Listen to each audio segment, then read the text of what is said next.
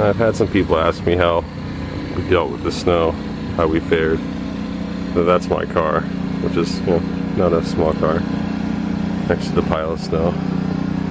I'll see if we can take on just a little trip here, but I'm going to literally have to wade through snow. I've made a path through a little part of it, but this is the side of our house, and I literally am, you know, up to my thighs, if not higher.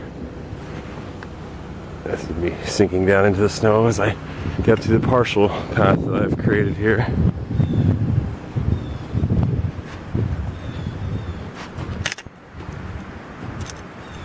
Let's see.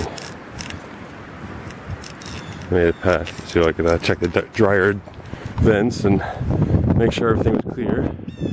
But we're coming to this hole here, which you'll see in a second. The Nori family is the caterpillar which you gave us, and this is the hole that he had to dig to. Oh, I'll get down inside here. This is I don't know, I'm guessing probably at least 4 feet or more. So it's a lot of snow. Hope you guys enjoyed that. I'm tired now.